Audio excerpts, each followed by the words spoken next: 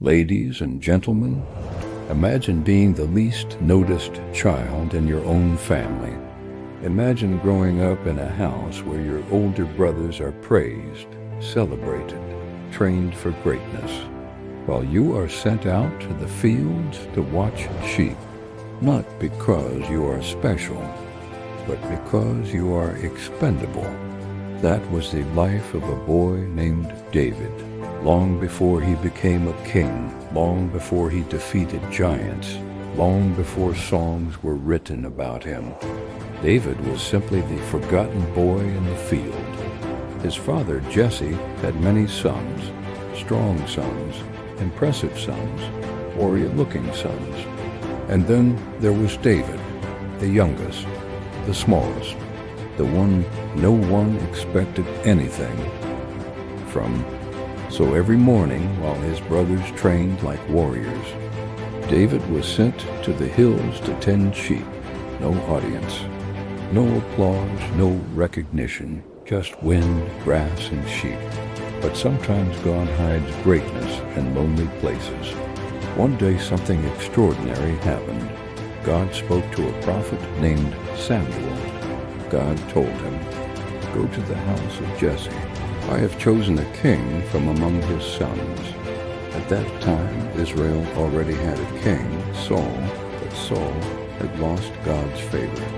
So Samuel traveled to Jesse's house. Jesse gathered his sons.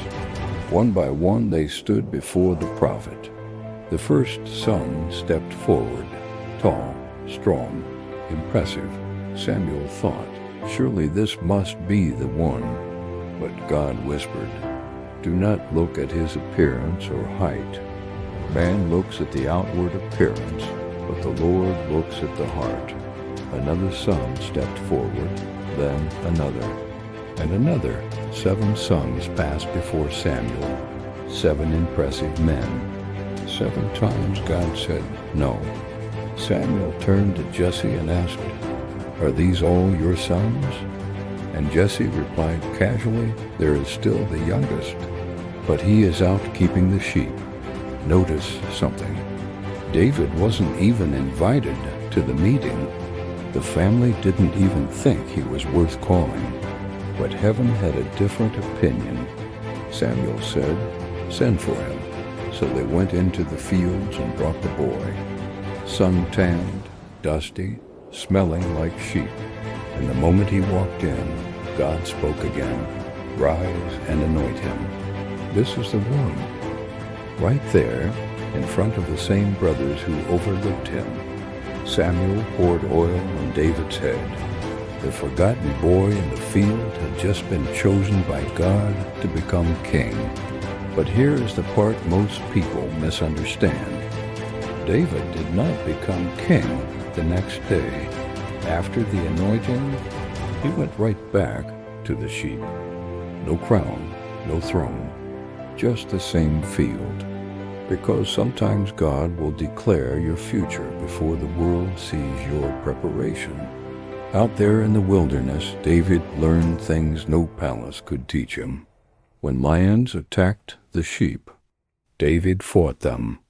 When bears came, David chased them away. When he was alone, he sang songs to God. Those songs would later become the Psalms. But at that time, nobody heard them except God. David learned something powerful in those lonely fields. God sees what people overlook. Then one day, the nation of Israel faced a terrifying enemy. The army of the Philistines had a champion, a giant, a warrior nearly 10 feet tall. His name was Goliath. Every morning and evening, Goliath stepped forward and shouted insults at Israel. "Send someone to fight me." But no one moved. Not the soldiers, not the generals, not even King Saul. For 40 days the giant mocked them. Then one day, David arrived at the battlefield, not as a soldier. He came simply to deliver food to his brothers. And when he heard Goliath insulting Israel, something ignited inside him. He asked, Who is this uncircumcised Philistine that he should defy the armies of the living God? His brothers mocked him. The soldiers laughed. Saul doubted him. But David said something extraordinary. Your servant has killed lions and bears while protecting sheep. The God who delivered me then will deliver me now. Remember this. The battles nobody sees prepare you for the battles everybody sees. So David stepped forward to face the giant. No armor, no sword, no spear, just a sling and 5 smooth stones. Goliath laughed when he saw him. Am I a dog that you come at me with sticks? But David stood tall and shouted back, You come to me with sword and spear, but I come to you in the name of the Lord. Then David ran toward the giant, not away, toward him. He placed a stone in the sling, swung it once, twice, released it. The stone flew through the air and struck Goliath in the forehead. The giant collapsed. The battlefield fell silent. Then the cheers erupted. The forgotten shepherd boy had just defeated the most feared warrior in the land. But David's life was not suddenly easy. Jealousy followed him. King Saul became threatened by his success. For years, David had to run, hide in caves, and survive in the wilderness. Yet through it all, he kept trusting God.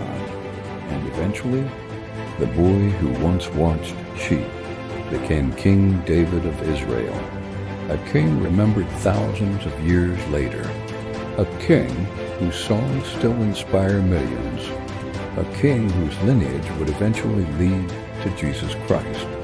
So what is the lesson from David's story? It is this: you may feel overlooked. You may feel underestimated. You may feel like the least important person in the room. But God often chooses the people the world forgets. The field you are in today may feel small, but it may be preparing you for a giant tomorrow. David was ignored by his family, but chosen by God. He was hidden in a field, but destined for a throne. So if you ever feel forgotten, remember the shepherd boy, because sometimes the one nobody notices is the one God is preparing to change the world.